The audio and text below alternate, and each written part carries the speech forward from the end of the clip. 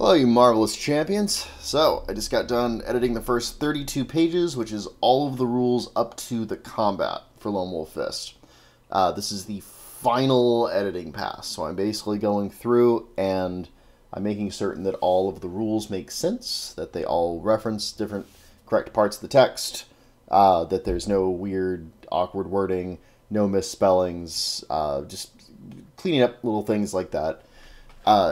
It's taking longer than anticipated. Reading through this stuff, it's pretty dense rules stuff, which works really well when you're making a game that's as big as the kind of game we're doing here with Lone Wolf Fists.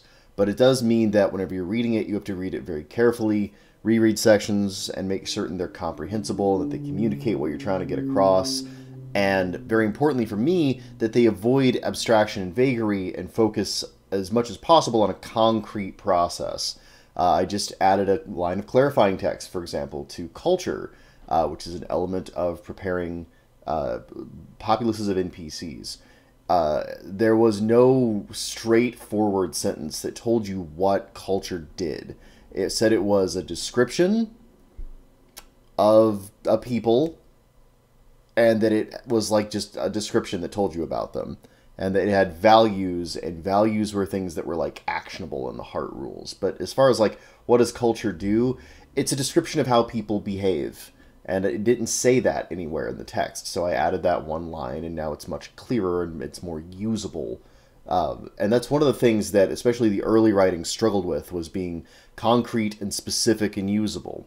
When I first got into designing this, it was much airier. The scope was really big, but the details were sparse, and that was to allow you to adjust the scope as necessary. Like it was very light as a touch initially, and as I got back to designing it, I realized that the more specificity and detail I had, the stronger it was, the more I could actually use it at the table. I had a concrete process I could look at and say, okay, this step, then that step, then this step. The players were able to dig into it with more detail. They're able to kind of own more of the game because they could interact with it in this with rules defined way that had more gravity to it. So that's the latest draft of it is just me going through and doing all my little edits, but also making certain the airiness of the earlier writing is specified enough that you can actually use it in your game. So I did 32 pages of that last night. I'm hoping to continue just doing that over the course of the next few days. It is very concentration intensive. I really can't do anything else when I'm doing that. I can't be watching my kids. I can't be getting ready for work. I can't be entertaining my girlfriend. I can't do anything else. I just have to sit and you know, I'll have like Discord in a tab and YouTube with some music on in a tab, and I will just be solidly concentrating on stuff, and then giving myself little micro breaks to go and say something on Discord or change the song on YouTube, and jumping right back into it. That's my process, and it's intense. It actually requires a whole lot of concentration and time. The only way to do it correctly is the way I'm doing it now. I've already handed off this text to not only my editor and also the other people that work on this stuff with me, David Ramirez and what have you, but also to the fans at large with the release of version 1.0, and I've gotten a lot of feedback, and still everybody hasn't caught everything that needed to get updated and fixed in the text. The only guy that can really do that in a meaningful way is its designer, i.e. me, because some things need to be hammered down in enough detail that they just are actually usable. And because I know how this game is supposed to work, and I'm the only person that's got that vision in my head, it's got to be me. I'm the only one who can do it. It sucks because I'm kind of time restrained. I got a lot of shit going on. Like I said, I've got my kids every other week, which is pretty. It's like it's half-time, you know, parenting, but it's still while I am parenting that week. That's all I do. And I've got a full-time job, which isn't unbelievably demanding, but it is demanding, like any full-time job would be. And I've got all the normal woes that all of us carry, you know, finances and health and all that stuff. So, yeah, it really restricts the amount of time I can work on this, which kind of sucks, because we're so close to the finish line, goddammit. We're just so fucking close. And I really just...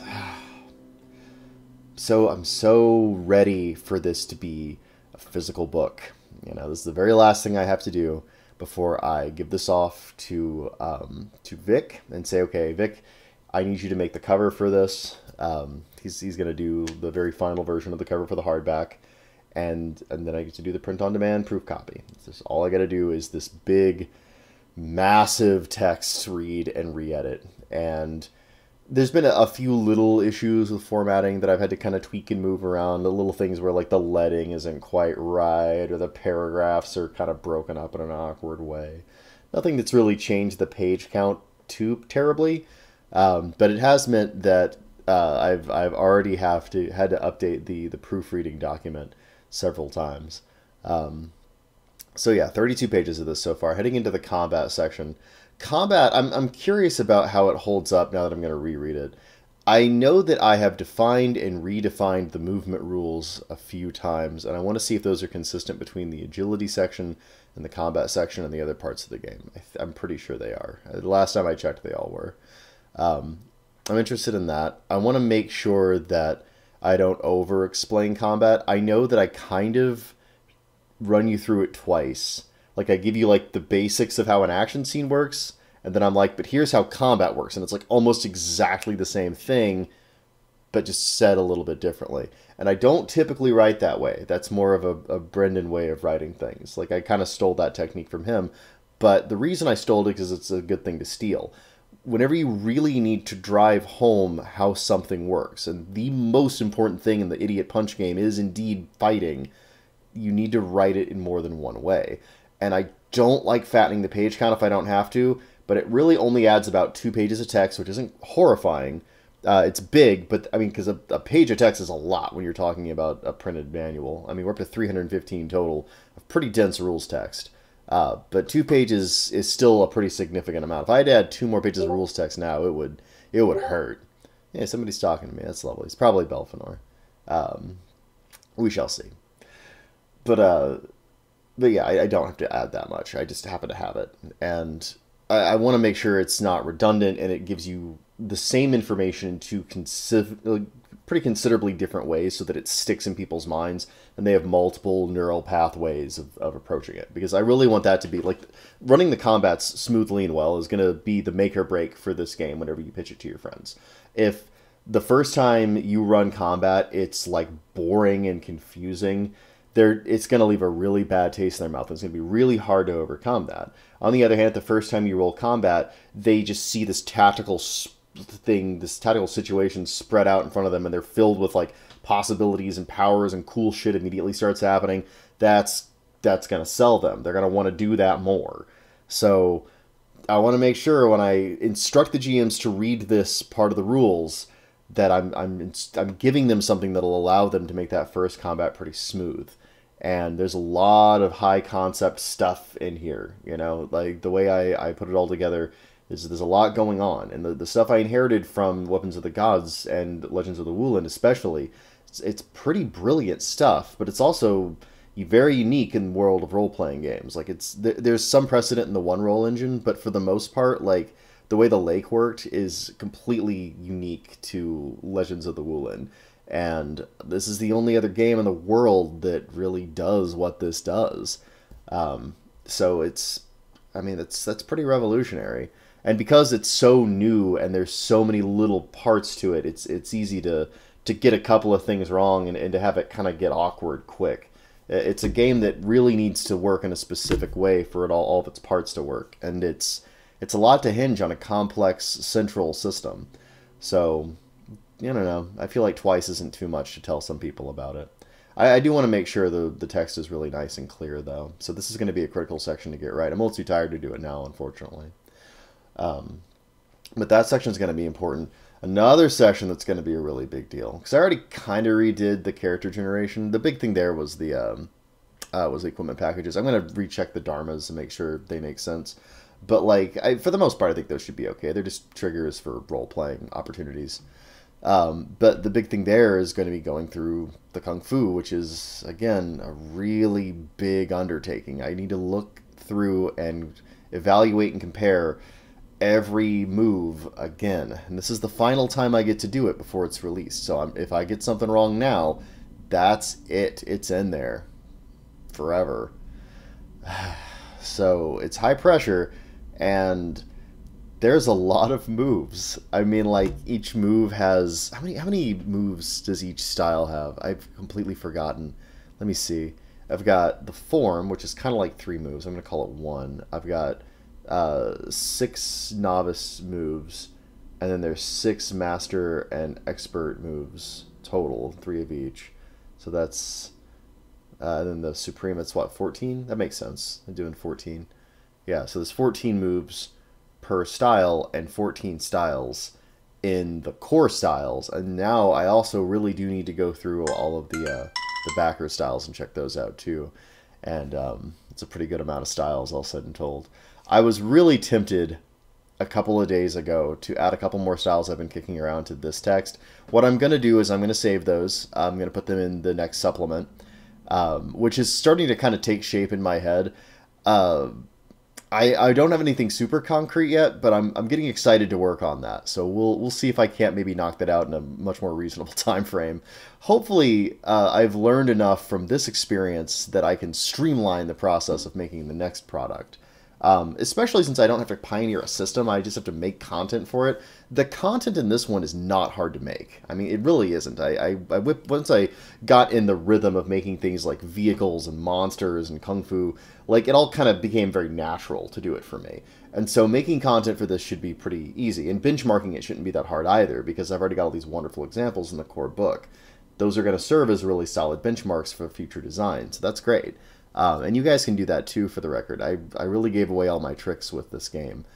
There's really nothing that I do now that you guys can't do, so that's kind of cool. But yeah, so that's how that is. Future supplement, and I kind of just want it to be like a companion book thing. I don't know exactly what it's going to be, but some kind of companion book thing, and I just basically want to cram it full of a bunch of ideas that I have. Like, I wouldn't mind having, like, here's some tracks you can use in your game. I really want to do robots. I've been wanting to do robots for a while, and do their like autothonia style, like, shoot missiles out of your elbows martial arts, and change your body parts to get different kung fu styles martial arts. I think that'd be cool. I wouldn't mind doing my own version of the Infernals, which were my favorite part of 2nd edition. I love their shouting-based martial supremacy. They all had weird, like, architectural or disaster magic that made or like, conceptually and philosophically evil magic. Like, there's just some weird, cool shit happening with the Infernals that I would love to put into this. And I think I'm going to maybe put that under the umbrella of the Kalfu, but I might not. I might just make their own weird faction where, like, they worship, like, weird, inhuman elemental forces, and it gives them strange magic. You know, I basically want to do Autothonia and Infernals, like, immediately, because I want to beat Exalted to the punch with it. Exalted 3rd edition is still hemming and hawing, and oh, are we going to do that? And fuck you. You don't have Sidereal's out yet. I'm jumping straight for the ones everybody actually wants. You know, the fucking robots and the hell guys, the coolest ones. So I want to put those guys in there. I also wouldn't mind vastly expanding both the bestiary and the armory. I just want to have so many goddamn toys and monsters. They're my favorite part. I would like to have a bunch of examples of hostile terrain, just a bunch of new martial arts. Like, I have one that I really want to do that's based on Jaggy from Fist of the North Star, called Paper Tiger Style, where all of your martial arts make you seem like a stone cold badass, but actually you're just faking it, and all of your moves are just like elaborate ruses. And so if someone sees through them, they can just kick your ass. And I think that would be a great boss style to have. What I was thinking about doing is making it cost like a fraction of the other Mystic martial arts, because it's basically a lie. This is Paper Tiger Style. I thought that'd be really cool. I want to do the Kalfu style that I put in the blog. Like, I want to finalize that and put it in. I want to have at least one example of the Kalfu style, like, aka the Brawly Power Puke style. I want to do that. This is a bunch of little fun things I want to do like that. I want to do vampires, aka Vampire Hunter D. I want you to be able to straight up do one-for-one Vampire Hunter D Bloodlines. And so there's a few things in that movie that they exist in the game, but they don't have maybe as concrete of an existence as I'd like. They're a little more like a reference. And I'd like to actually have like vampires and Dompiers and things like that a little more specifically, because I think that's neat. I think they're cool. Let's see, what else? I wouldn't mind doing a couple more ninja styles. I think that the only ninja style in the game is a little bit specific to evil ninjas. And I think there should be a good guy ninja style too, maybe. You know, just little things like that. So those are all ideas that are going to probably, in some form or the other, find their way into the Lone Wolf Fist Companion or the Punch Manual, or whatever the hell I decide to call it. Just a bunch of stuff that I couldn't really fit in the core rules that I would love to give to you guys. And it's just going to be this wonderful, explosive little thing for fans of Lone Wolf Fist. Also, and this is going to be tough, I need to make a GM screen for this game with the reference material on the inside and a sick piece of art on the cover. So I've got a few services that can set up the screen. That's not a big deal, and I think I can do it on drive-through too. I'd prefer to have a nice thick screen, but if it has to be paper thin, it's got to be what it's got to be. I want to do the thick one though. Exalted Second Ed at the best. Like as far as like in terms of thick, meaty screen that was really easy to use, I still have my Exalted Second Ed screen. That thing is awesome, man. The only complaint I have with that one is the fold-out art is just a map of creation, and I want something way more sick than that.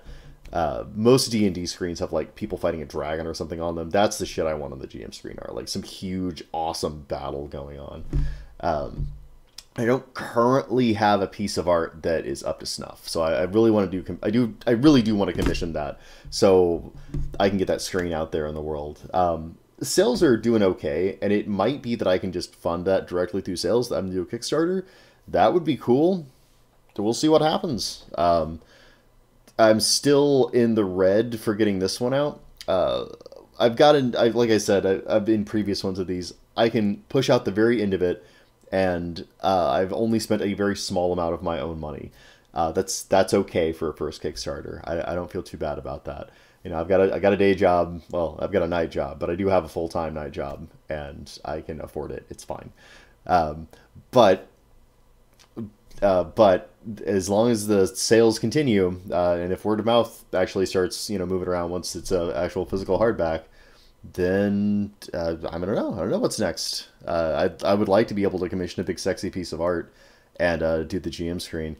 The real challenge of that isn't even the art. The real challenge is fitting all the effects charts into 4 panels worth of screen. Jesus, I don't know how the hell I'm going to do that. I might not. I might just have like, here's combat, here's how imbalances work. I might not even do the effects charts, or do like the single simplified version of them. Because I preface the effects charts with here's the general range of stuff. That might be the one I put in there. God, what else did I put on there? I don't know. Maybe the keywords? I don't know. Weapons? Weapons probably have to go on there. Weapons and moves and advantage and disadvantage. Yeah, I could probably fill it up pretty easily, honestly. Put a lot of the rules text on the back of that screen, because you need it. You need to reference it. There's actually a lot of things you kind of need to be able to reference as a GM, though. Like the volatility chart would be useful. How you move and how you make scenes work would be really useful. Like, that's really useful. I want to put the infamous staggering on like an idiot chart on the back of there. That's like the perfect thing to put on a GM screen. Man, I love GM screens so much. They're just such a wonderful little artifact of play. They're so usable too. I guess it's kind of a retro tech. I mean, now we've got all this shit on our phones, but like, it's not as accessible, Like, you got this dinky little phone screen. It's just like, I gotta go to this page, that page. But in the heat of the game, you just want to like, poof, this giant screen and have stuff in front of you. Here it is at my fingertips. Like, and plus you put that motherfucker out, boom, you feel like a god of fists. Good, you are. You're running Lone Wolf Fists. You're a god of fists. I gotta get back to this edit. Anyway, I'm excited about this. 32 pages in. We're gonna keep rocking, and I'll see you guys on the other side. Hasta luego, my fistlets.